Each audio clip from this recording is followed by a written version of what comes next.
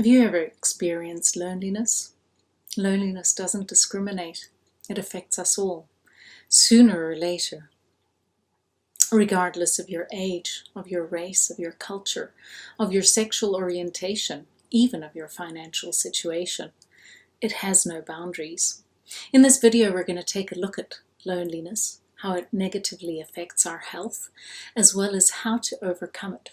My name is Tania Mather, and I'm a Master Wellness Coach with the International Association of Wellness Professionals. And it's with great joy that I'm here with you today. And my intention is to help you find some light in those dark days of loneliness. So let's take a look and see, what is loneliness? Loneliness is really being without company. It's being cut off from others.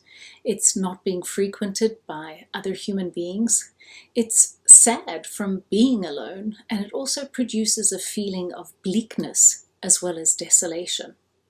So what loneliness really is the state of distress or perhaps discomfort as a result of your perceived gap between what our desire for social connection is and the actual experience of it. Okay, so what happens is that this disconnect, it produces a lot of negative effects on our health and on our well-being. It can lead to depression. It can lead to other forms of mental illness. It has risk factors such as heart disease, type 2 diabetes, arthritis, among many others. Research suggests that loneliness or people who experience loneliness are twice as likely to develop Alzheimer's. And it increases the production of stress hormones, it hinders our sleep, and it also weakens our immunity. So what's important to understand here is that loneliness is the emotional state that emerges from how we perceive our social isolation. It's tied to the quality of our relationships as well as to the amount of relationships and connections that we do have. But really what happens is that we can also experience loneliness being with somebody as well as being alone. Okay, and you know, this is really quite a hard thing to deal with. But let's look at how we can shift this perception, because it is really, at the end of the day, a matter of perception.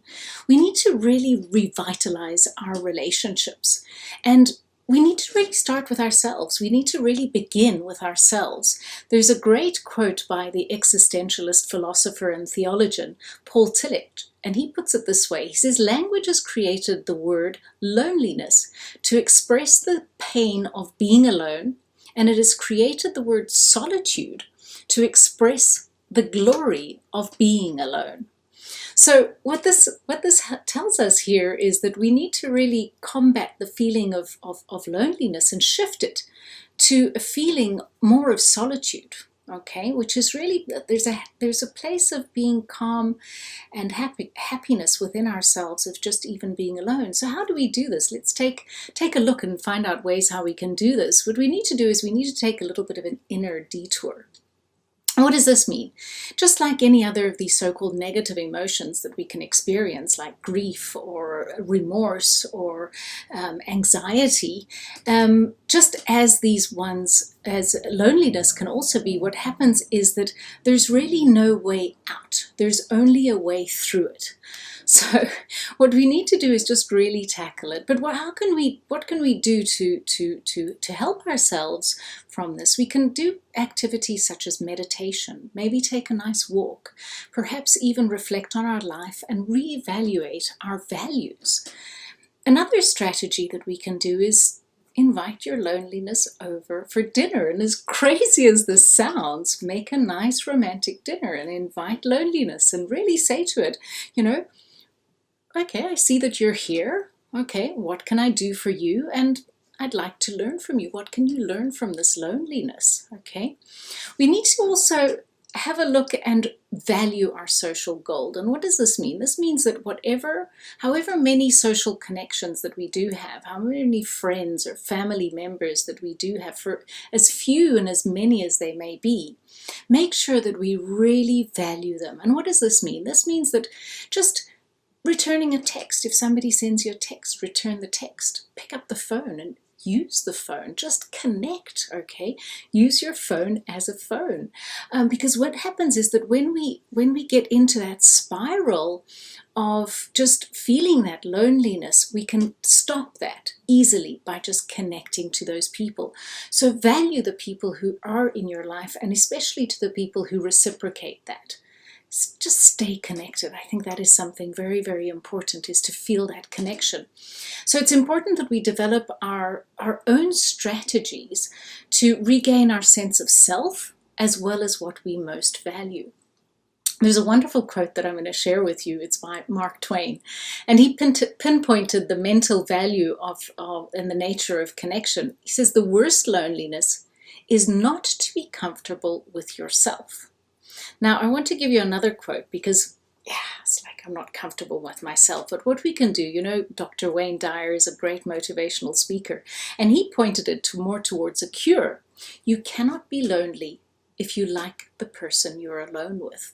So what does this mean? This means that we really need to come to terms with our own loneliness, to meet that loneliness, to have dinner with the loneliness, to find strategies to help us cope with that loneliness. There's other practical solutions that we can do that have been proven to help with loneliness. Taking a hot shower. Okay, as crazy as this may seem, it just really helps us ease the pain of the loneliness. And when I take a hot shower, what I love to do is to connect with the source of the water. I connect with nature and, even just feel that gratitude of bliss of having a warm shower. It just really changes our emotional state and helps you connect with the water. We can also, another thing that is proven to be of great value is to have a nice hot cup of chocolate. Sip it very mindfully, smell the chocolate, and really enjoy it with no guilt. Also, in this very materialistic world that we're living in, love people and not stuff. Okay? So really start connecting with the people that you love and spending that time with them. And also be aware of rumination. And what is this? This is just getting into that loneliness. I'm feeling alone. Just do something to break it. Break the habit, because really our life consists of a bunch of habits that we have on a continual basis.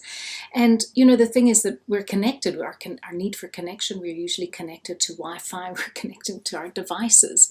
And this is unfortunately edging towards a collective loneliness that is unlike anything that we've ever experienced. Okay, so I think when we look at it, we need to find more connection. Find connection with ourselves.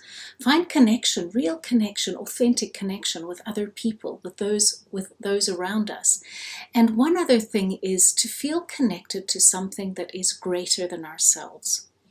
Whether you be a religious person, whether you're spiritual, connect with whatever it is that helps you, that is knowing that there's something greater than ourselves. And it might just even be nature. Okay, get out into nature and find some rituals. Introduce some rituals into your life. And they don't necessarily have to be sacred. Even though they could be sacred, they don't necessarily have to be sacred, because what a ritual is really, a ritual is something that is a repeated action with a specific intention. So if you have an intention, it might be just meeting up with your girlfriends or meeting up with the guys on a Friday night and just, connecting with them in whatever way. It might be calling your mom or your dad or a family member, your cousin, every Friday night, and just that ritual of connecting with people every time. And something else that is great is a random act of kindness. And I'm going to leave you with this quote by Barbara DeAngelis, and she says, "Love and kindness are never wasted. They always make a difference. They bless the one who receives them, and they bless you, the giver." So here in our Wellness Coach channel, we have a huge amount of wonderful videos that will help you with stress. It will help you with sleep issues. Those are the negative ones that we have as far as, isolation is concerned, and being lonely. So you can connect. You can find a lot of lovely, wonderful resources online as well, or just even call a friend, or perhaps even find a coach. I find that a lot of the people who I work with sometimes feel a little bit too embarrassed to speak to a friend about whatever issues that they're struggling with. And a coach can really help you get a little bit of better perspective. And so if you want to, you can find more information about me. My name is Tania Mather, and you can check out my website. It's www.taniamather.com. So what is that one thing that you're going to start doing today to feel more connected and less lonely? And remember, one small change can make a very big difference.